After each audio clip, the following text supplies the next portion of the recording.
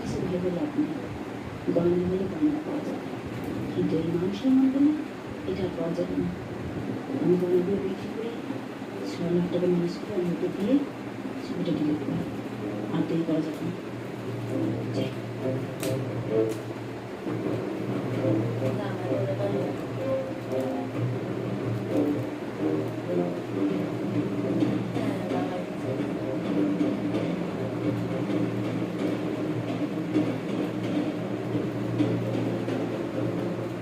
এই যে এখানে 6 লাখ টাকা নিয়ে এসেছি।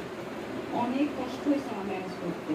আমার হাজব্যান্ডকে তো আমি এই কথা বলতে পারিনি যে এতগুলো টাকা আমার লাগবে, চাইতেও পারিনি। আমার যত গয়না গাড়ি যা ছিল সব বিক্রি করে একদম টাকা দিয়ে 6 লাখ টাকা নিয়ে এসেছি। না বলে দাও, ঠিক আছে কিনা?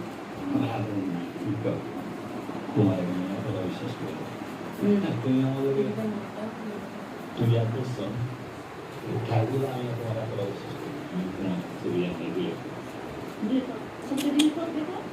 হ্যাঁ, বিয়ে কর। এটা তো ডিলিট করবাই। আর যদি কোথাও কোনো ছবি থেকে থাকে সেটাও ডিলিট করবে। এবং আমার কথা দিতে হবে যে আর কোনোদিন এই ছবি কোথাও যেন না থাকে, কোথাও যেন না থাকে। ঠিক আছে? আমার সাথে হ্যাঁ, ডিলিট করবে। তুমি ঠিক আছে। আমি স্পেশাল জন্য গেট প্রোগ্রাম করবো। আমি অনেকদিন ধরে তোমাকে ফলো করছি। আর তাই আজ ডিবি অফিসার নিয়ে আসলাম।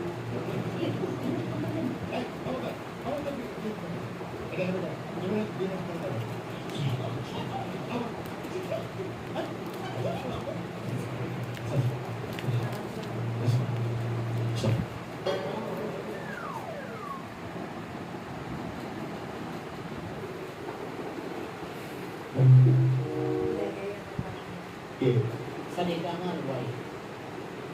আপনার জি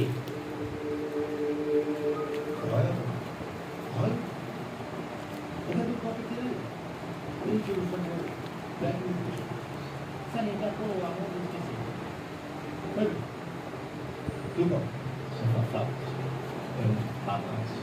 আমি স্যার এক সময় স্যার একটু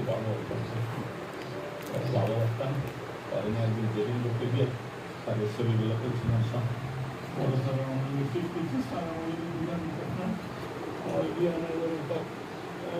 বিয়ে করতে স্যার এখন তো স্যার একদম ঠিক করে একদম তৈরি ঢুকি আবার আবার নাচে ভালো আমি করতে পারি সন্দেহ আমার সিনার থেকে অনেক পড়াশোনা করে দেখছি সেই ব্যাপার ও তখন আমাদের যে ছবিগুলো ছিল আমি চিন্তা করলাম আমার যদি টাকা না দেয় তাই আমি এই ছবিগুলো নিতে পারি এরকম।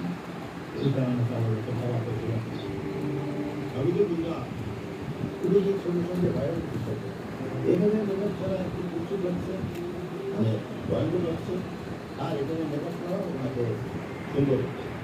এখানে আমি আচ্ছা ম্যাডাম আপনি বলে রাখতে স্যার আপনি বললেন ওটাই সমস্যা। আসলে মেকআপ ছাড়া দেখতে আমি একটু ভয়ঙ্করের মতোই।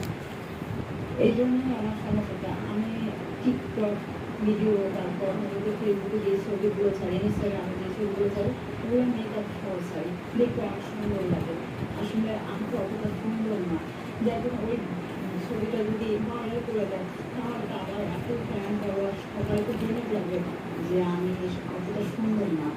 এই জন্য আমি ভয়ে তাকে টাকা দিতে চাইছি, সে আমাকে ব্ল্যাকমেল করতেছিল।